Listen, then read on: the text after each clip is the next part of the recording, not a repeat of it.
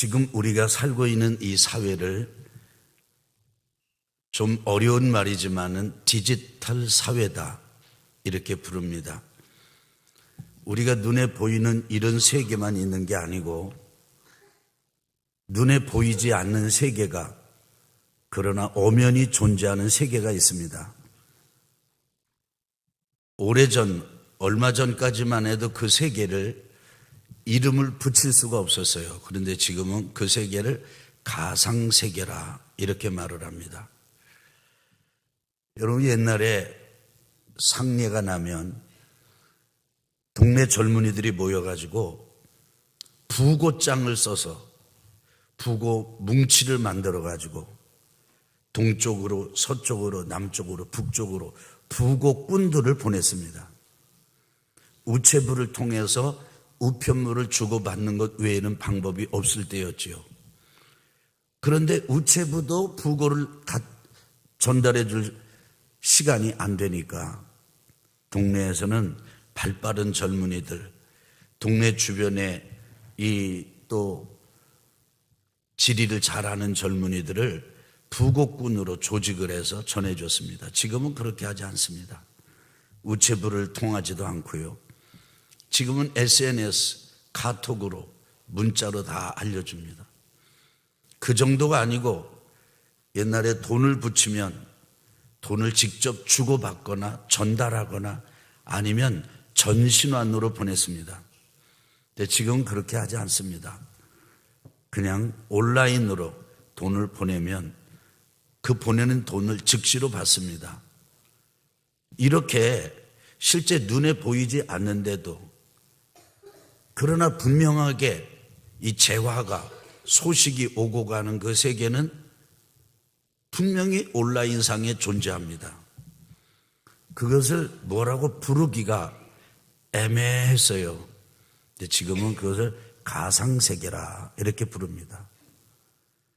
그러니까 더 이상 사람들이 난 하나님을 믿을 수가 없어 안 보이기 때문에 천국 믿을 수가 없어 안 보이기 때문에 그렇게 말할 수가 없습니다. 그렇게 말하는 사람은 정말 무지한 사람들입니다. 이런 사회를 일컬어서 우리 지금 여러분과 제가 살고 있는 사회를 일컬어서 디지털 사회라고 불러요. 모든 게 편리해졌습니다. 이 디지털 사회의 특징은 첫 번째가 뭐냐면 정보 부족이 아니라 정보 과잉이 문제입니다. 옛날에는 모든 게 다 귀했어요. 여러분 이런 얘기하면 어떨지 모르겠는데 사람이 깔고 앉는 방석도요. 옛날 사람들은 좌부동이라고 불렀잖아요. 그래서 그 좌부동을 천으로 만든 방석 그것만 한 게 아닙니다. 나무, 대나무로 한 것만이 아니에요. 얼마나 물자가 귀했던지 라면을 먹고 나면 그 라면 봉지를 아주 정성스럽게 접어가지고 그거 가지고 방석을 만들었어요. 우리는 그렇게 안 살았는데 뭐 이런 표정이신데 물자가 너무너무 귀한 시절을 우리는 살았습니다. 정보도 얼마나 귀했던지 그냥 잡지를 보면 그 잡지 하나가 너무너무 소중해요. 신문을 보면 신문이 너무 소중해가지고 소위 스크랩을 했습니다. 예를 들면 가정에 관한 신문 기사가 나면 우리 목회 초년 시절에는요 가정에 대한 신문을 다 스크랩해가지고 그 스크랩을 만들어서 그걸 놓고 설교 준비를 한다든지 자료를 찾을 때는 그걸 찾았어요.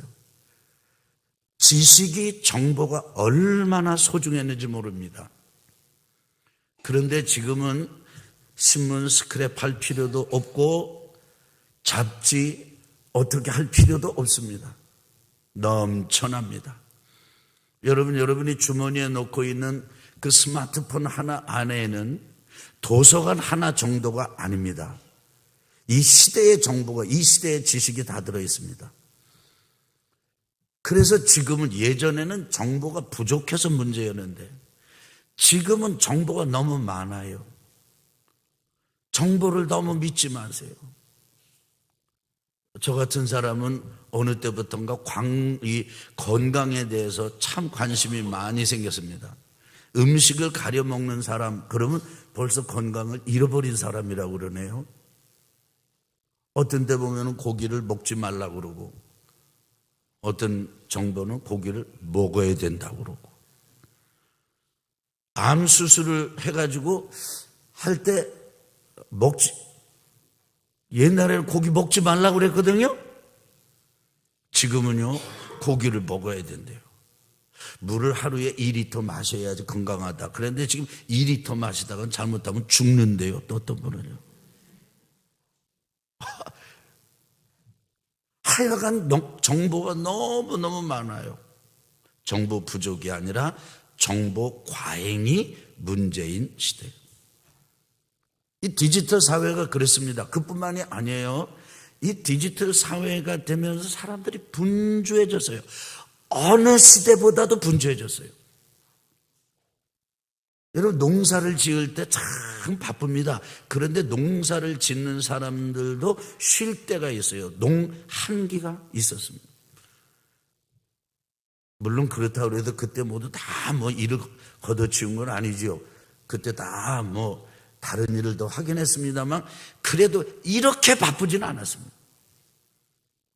정보가 부족해서 모든 게 어설프고, 공공기관이나 회사나 장부 정리해가지고 쌓아놓는, 그게 그냥 창고를 만들고 또 만들어야 되면 보관할 수 있는 그런 시대, 정보 부족의 시대를 살면서도 이처럼 바쁘지는 않았어요. 지금은 아주 분주합니다. 지금은 아주 바쁩니다. 그래가지고 할 일이 없는데도 그냥 이리저리 왔다 갔다 쏘다니지 않으면은 불안해서 견디지 못하는 강박증에 시달리고 있습니다. 여러분, 가만히 보세요. 사람들 가만히 보면은 일이 있어서 다니는 사람도 있지만 일이 없어서 쏘다니기도 해요. 와, 이거 아주 특징이에요, 특징. 분주합니다. 그런데 그런 것만이 아니에요. 지식의 유효기간이 매우 짧습니다.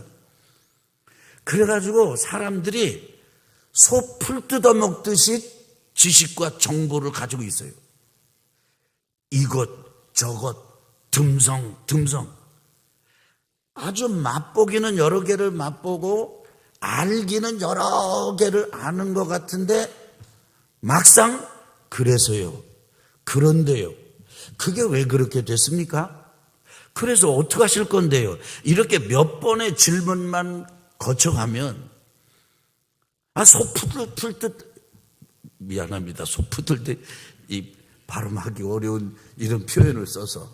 여러분, 소가요, 풀 뜯을 때 그냥 우리의 욕심은 어때요? 한 군데서, 어릴 때 소 풀 뜯게 보셨어요? 이게 애들보다 소가 세잖아요. 그 끌고 가면 끌려가는 거잖아요. 그래서 어린 소년이었던 저는 소를 달랬습니다. 야, 여기서만 충분하게 먹어라. 충분하다. 근데 소가 안 그래요. 고기를 탁 먹는 게 아니에요. 그냥 먹고 또 가고 먹고 또 가고 지 가고 싶은 대로 가요. 이것저것 듬성듬성 아주 매우 유효기간이 짧은 얇은 지식을 가져요. 그래서 많이 아는 것 같은데 진짜 몰라요. 통찰력이 없어요. 우왕좌왕, 어디서 소문났다, 어디서 영상 떴다, 그러면 어디서 기사 올랐다, 그러면 그냥 확 쏠립니다. 확 쏠립니다. 참 제가 이렇게 귀하게 여기는 이런 목사님 한 분이 계신데 50대 중반의 목사님이세요. 근데 이분은 앞으로 CBS의 사장님이 되실 수도 있을 거예요. 근데 이분이요, 강의를 할 때 목회를 할 그 신학생들에게 강의할 때 강의의 주요 내용이 뭔지 아세요? 이 매스 미디어의 전문가, 방송의 전문가가 뭐냐면 이렇게 가르치는 거예요. 어떻게 가르치느냐? 절대로 지금은 기사가 팩트라고 생각하지 마라. 옛날 기자들은 신문 기사를 쓸 때, 지금 주무시면 안 됩니다. 이거 잘 들으셔야 돼요. 기사를 쓸 때 팩트를 매우 중요하게 여겼다는 거예요. 그래서 목숨을 걸고 팩트에 아주 기자의 그냥 양심을 걸었다는 거예요. 근데 요즘 기사를 잘 보라는 거예요. 요즘은 기사 내용이 이렇고 저렇고 그런데 이렇다고 한다. 이렇게 돼 있다는 거예요. 그래가지고 그 기사를 깊게 듬성 이러면 넘어가는 거예요. 근데 깊게 보고 이 사안을 깊게 생각하는 이런 통찰력이 없으면 부안해동되기 쉽다는 겁니다. 이분이 그걸 가르쳐요, 지금. 그러다 보니까 왜 이렇게 됐느냐? 집중력을 상실한 거죠. 집중력을 상실했기 때문에 관찰하는 게 너무 힘이 듭니다. 관찰하려고 그러면 어떻게 해야 돼요? 첫째는 멈춰야 돼요. 여러분, 자전거 속도로 가면서 관찰하는 거나 자동차 속도로 가면서 관찰하는 이런 내용은 전혀 질이 다릅니다. 거기다가 또 걸어가면서 관찰한다고 보세요. 다르죠. 근데 제대로 진짜 깊게 통찰이 일어날 때까지 관찰하고 살펴보려면은 걸어가는 것보다도 멈춰야 돼. 아예 멈춰야 돼. 그리고는 한참 들여다봐야 돼요. 이런 것을 알았던 포착했던 시인은 이렇게 표현합니다. 따라합시다. 너도 꽃이다. 내가 뭐라고요? 한번 옆에 꽃인지 한번 보세요. 그냥 훌쩍 보면은 꽃 아니요. 훌쩍 보면은 할아버지, 할머니, 뭐 수술한 양반, 볶은 이거 보여, 이거. 그런데 멈춰서 가지고요. 한번 따라합시다. 가만히, 찬찬히, 천천히, 주의 깊게 들여다보면 따라합시다. 다 꽃이다. 그렇게 이쁠 수가 없어요.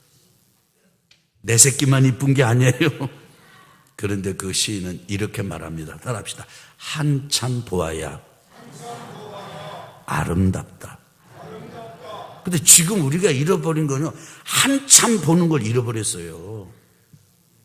찬찬히 보는 걸 잃어버렸어요. 왜? 디지털 사회를 살다 보니까. 여러분은 어떻게 생각하십니까?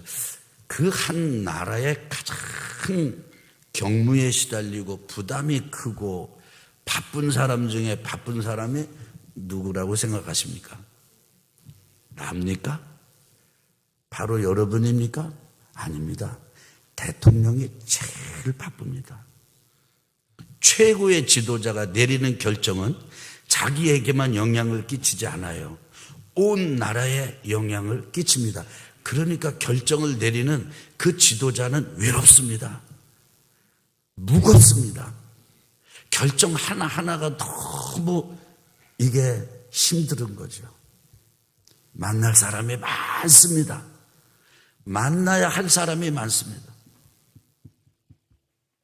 처리해야 될 일도 무지막지하게 많습니다. 그래서 여러분, 대통령 당선될 때의 사진하고요, 대통령 퇴임할 때의 사진을 보면, 아니 불과 그 몇 년 사이에 어쩌면 저렇게 늙어버렸을까? 여러분 그런 생각 안 들어보셨어요? 저는요, 대통령들 보면 다 그렇대요. 제가 볼 때 이건 그냥 참고로 들어주세요. 제가 제일 불안하게 보는 대통령이 미국 대통령입니다. 여러분 지금 여러분 볼 때 미국 대통령 불안하지 않으세요? 어느 때는 걸어가다가 엉뚱한 데로 걸어갈 것 같아. 굉장히 불안해요. 실제로 이게 토막토막 기사를 보면은 부인이 옆에서 도와주지 않으면 굉장히 엉뚱한 말도 하고요. 이 자리에서 이 말을 해야 되는데 이 자리에서 저 말을 하고 그러기도 한다고 그래요. 왜 그래요? 그 자리가 그렇게 힘든 자리예요. 그런데 거기다가 나이까지 많아놓으니까 보통 힘든 게 아니죠. 오늘 시편 14편의 말씀은 지난 2주간 시편 말씀을 나누면서는 한 구절 혹은 전에 짧은 구절을 나누는데 1절부터 7절 시편 14편 전체를 다 넣습니다. 어느 한 구절을 고르기가 곤란하더라고요. 누가 쓴 시냐면 다윗이 쓴 시입니다. 그래서 다윗은 누구냐면 왕이에요. 가장 많은 사람을 만나고 가장 많은 일을 처리하고 가장 중요한 결정을 내려요. 이럴 때 사람들은요, 최고의 절대 권력자의 자리에 있으면 세상을 낭만적으로 보기 쉽습니다. 명령 한마디면 해결된다고 생각할 수 있습니다. 그리고 이거 댐도 만들고 강도 바꿔 만들고 대토목공사도 이뤄내는 그 세상이 그저 주무를 수 있고 마음대로 될 수 있다고 생각할 우려가 있는 자리가 이 자리예요. 그러다 보니까 분주하고 바쁘고 잃어버리기 쉬운 집중력이에요. 관찰, 천천히 주의 깊게 이거 하기가 어려운 자리인데 특이하게도 다윗이 쓴 고백의 시를 읽어보고 노래 가사, 이 찬양 가사를 읽어보면요 놀라요. 다윗은 찬찬하게 지금 주변을 살펴보고 있어요. 주변만 살펴보는 게 아니라 자기 내면을 살펴봐요. 이건 쉬운 일이 아니에요.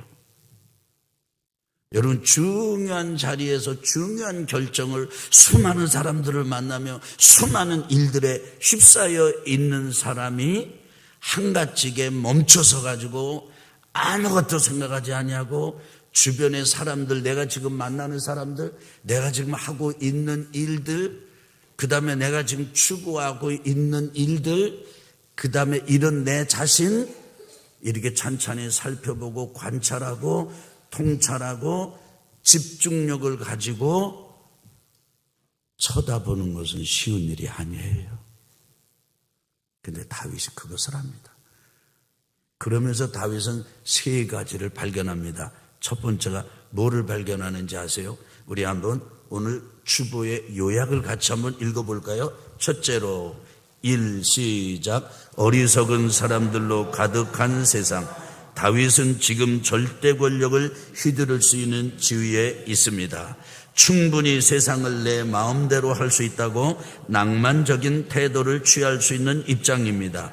자기 앞에 와서 함부로 입을 놀리는 사람도 없었습니다. 다른 나라 왕들도 마찬가지입니다.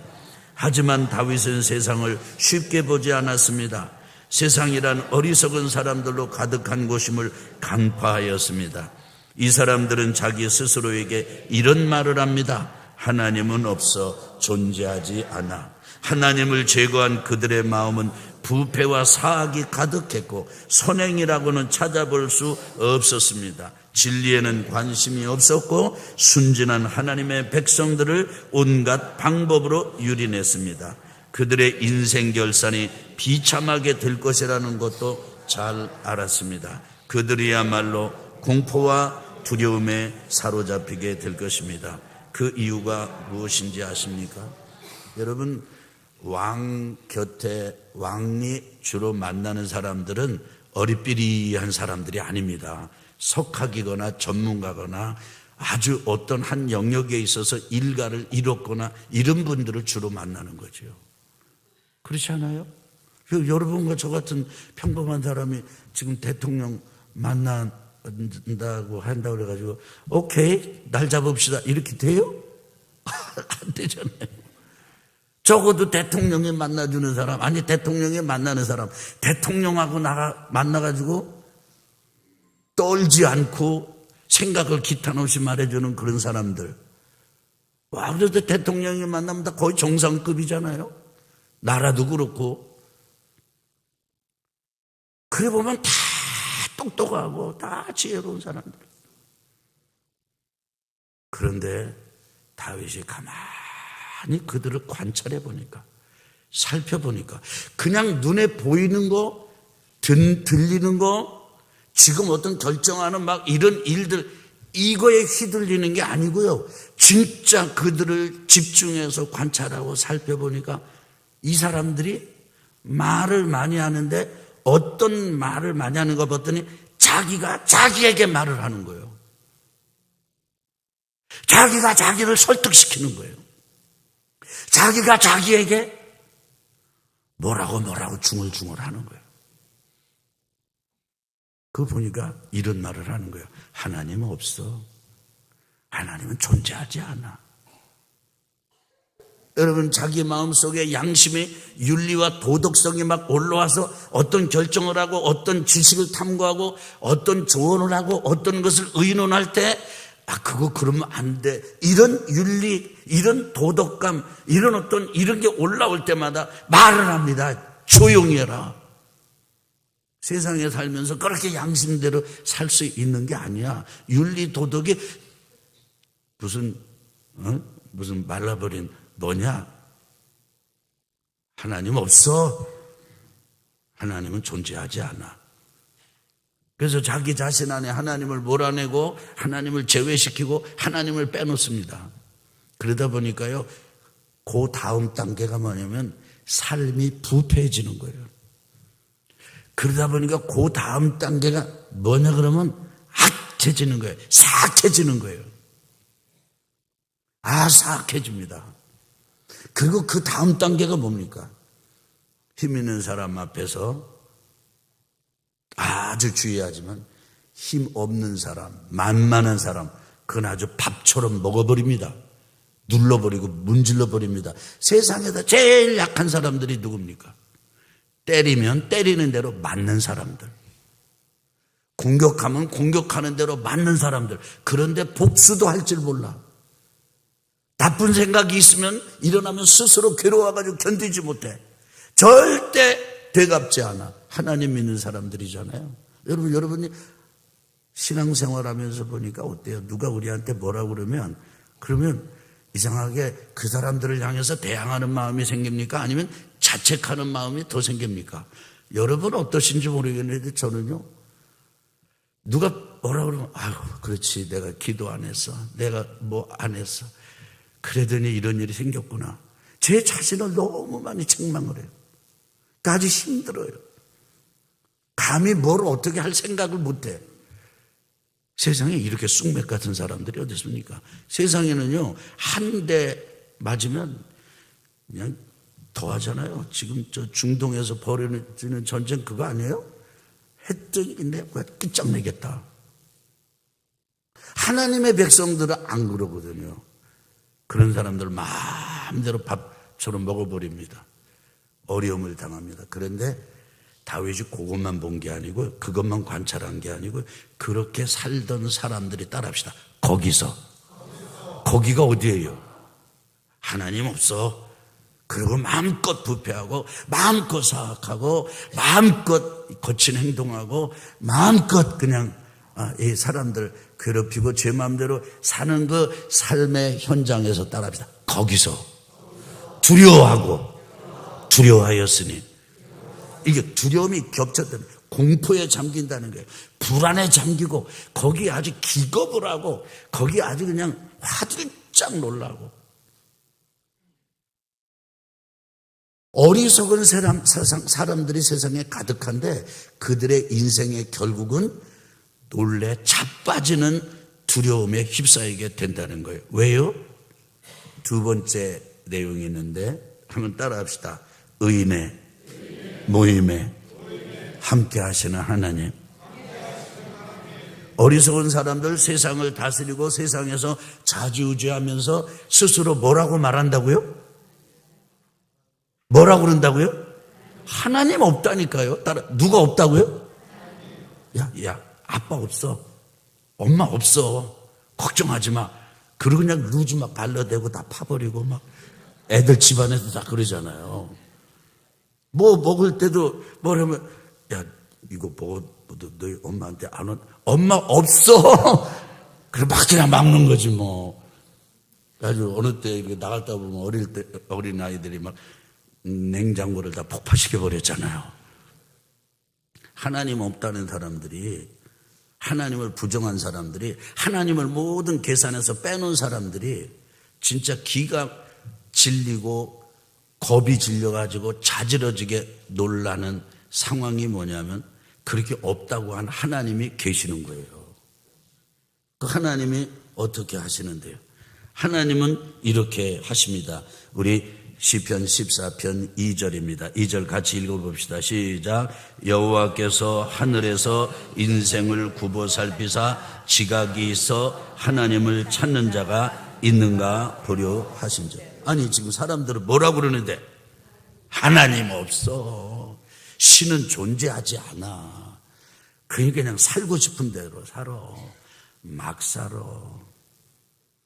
여러분 이스라엘의 동성애자들이 몇 프로 정도 될 것 같아요? 이스라엘에. 이번에 여러분 하마스가 이스라엘 젊은이들이 막 축제를 벌이는 자리에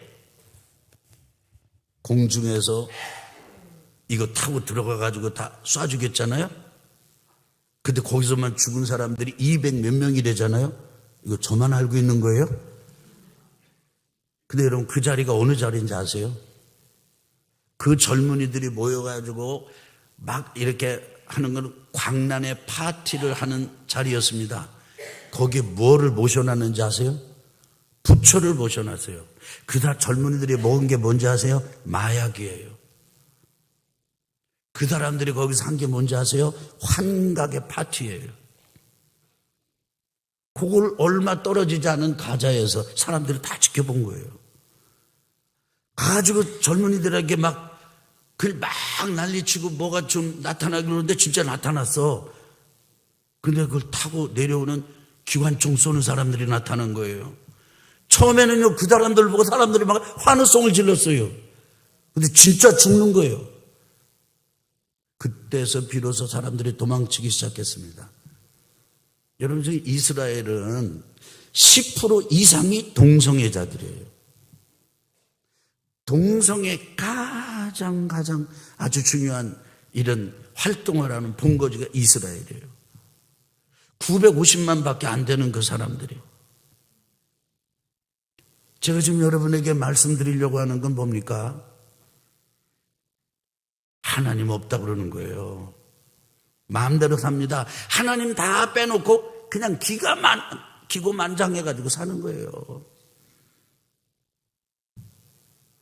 인간의 끝은 그렇게 돼요. 근데 그 사람들이 그냥 자지러지게 놀라. 저는 이 장면을 묵상하는데 읽는데 다메섹 도상에서 말해서 놀라 기겁을 하고 떨어지는 사도 바울이 생각이 나대요. 바울이 어떻게 생각했어요? 원래 이름이 사울이에요. 사울. 예수님이 신이 아니에요.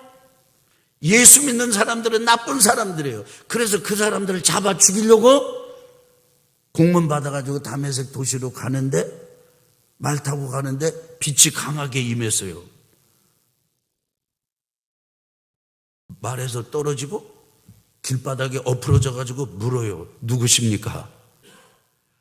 아니 근데 그때 대답 소리가 들리는 거예요.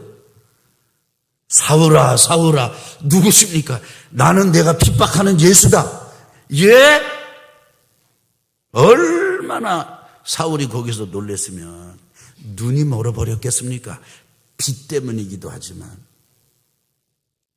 눈이 먼 것 그 이상으로 사울의 가치와 생각은 완전히 박살이 나버린 거죠.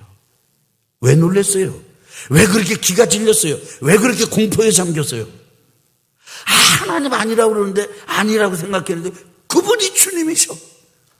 하나님이 없다고 그랬는데 하나님이 계셔.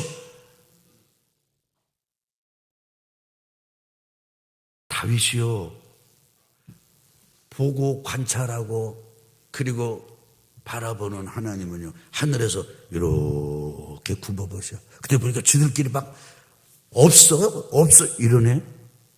그러면 이 중에 누가 지각이 있나? 누가 좀 이렇게 들으나 깨닫나 이런 사람 없나? 혹시 나를 찾는 사람이 없나? 이렇게 지켜보시는 하나님을 다윗은 보았습니다. 지금 사람들이 자뜩해 막 해서 권기대회를 열듯이 지식의 총알을 이뤄가지고 막 합니다. 막 권력을 다 모아가지고 지혜를 모아가지고 하나님 없어. 이들의 유행가는요 하나님 없다는 거예요. 그때 이 다윗의 눈에는 하나가 더 들어와.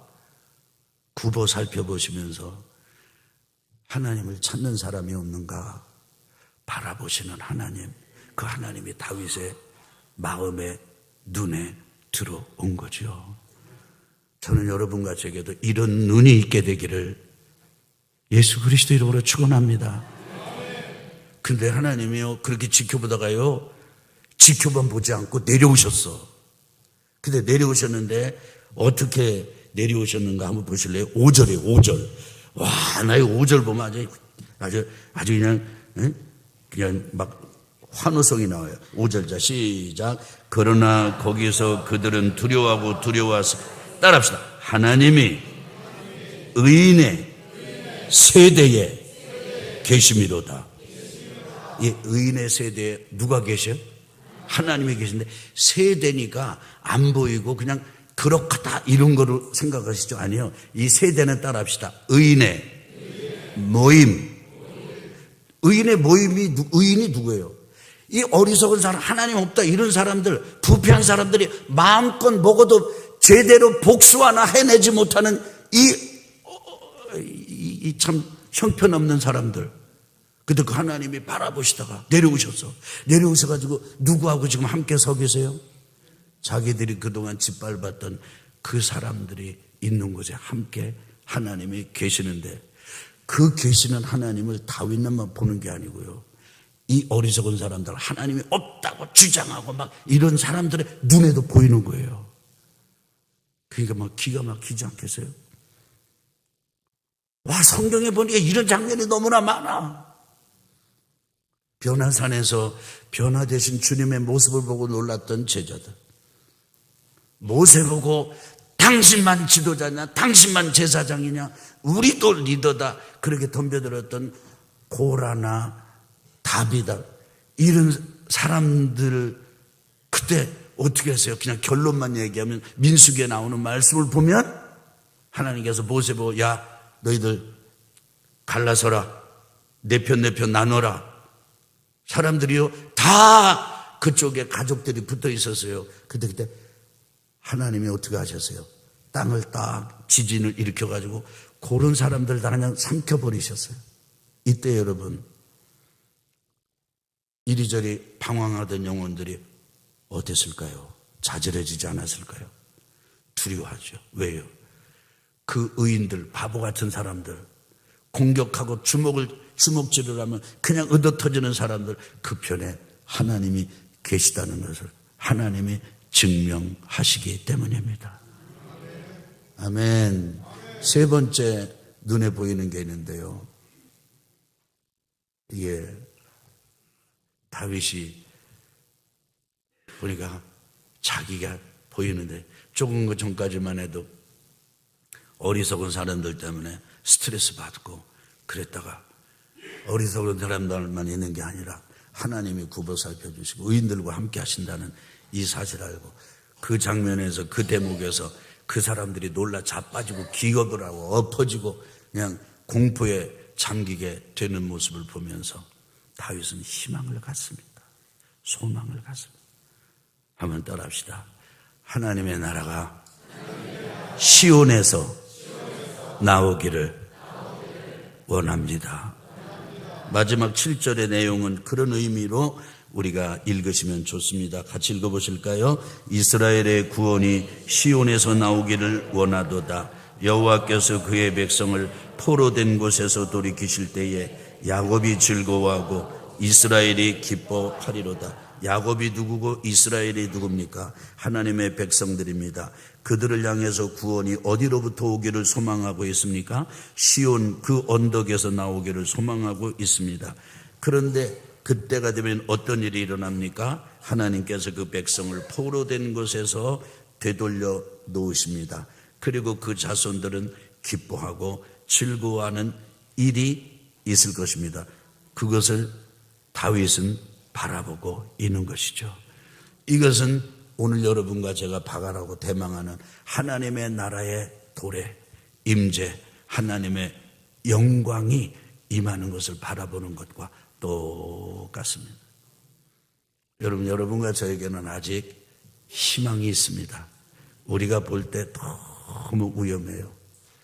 지금 너무 위험해요. 우리나라가 위험해요. 우리나라가 위험해요. 그런데 그래서 막 걱정이 막 태산이야. 막 심장이, 위장이 오그라붙는 것 같아요. 여러분 그런 생각 안 들어요? 우리가 마치 뭐에 취한 사람같이 살고 있다는 생각 안 드세요?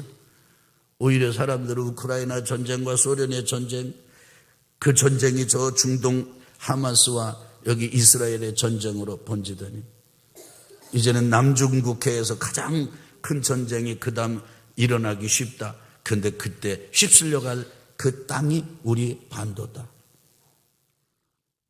우리가 우리 땅에서 전쟁이 일어나면은 옆에 나라는요 세상에 호황이 온다는 거 아세요?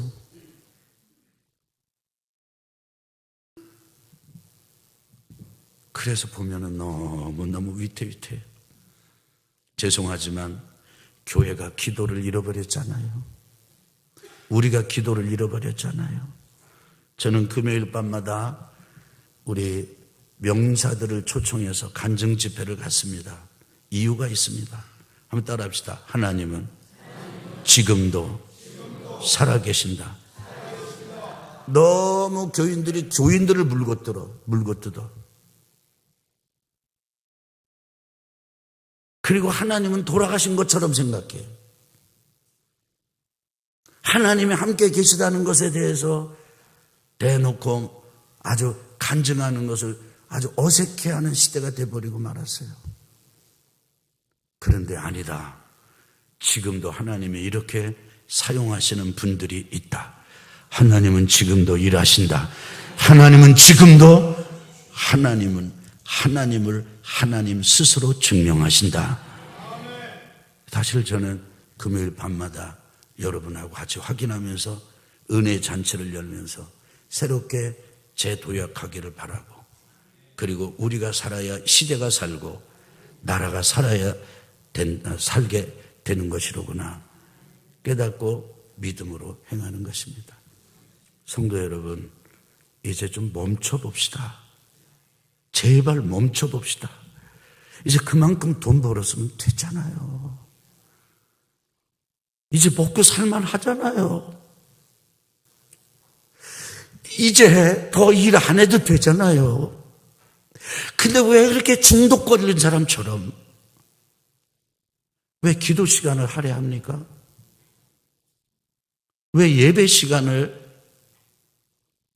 미안해요. 여러분 중에 주일날 예배, 낮 예배 한번 딱 나오고 나서 나는 내 믿음을 여러분 스스로 속이지 마세요. 여러분의 영혼이 말하잖아요. 그게 불가능하다는 것을. 다시 한번 멈춰서서 하나님께로 돌이킵시다. 그리고 이 시대를 천천히 보면서 하나님도 천천히 바라보고 따라합시다. 하나님만 바라보고 하나님과 함께 시간을 보내라.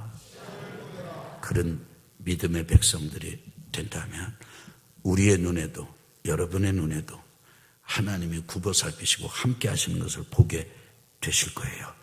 드러나시게 될 거예요. 그러는 한 우리에게는 여전히 아직도 희망이 있습니다.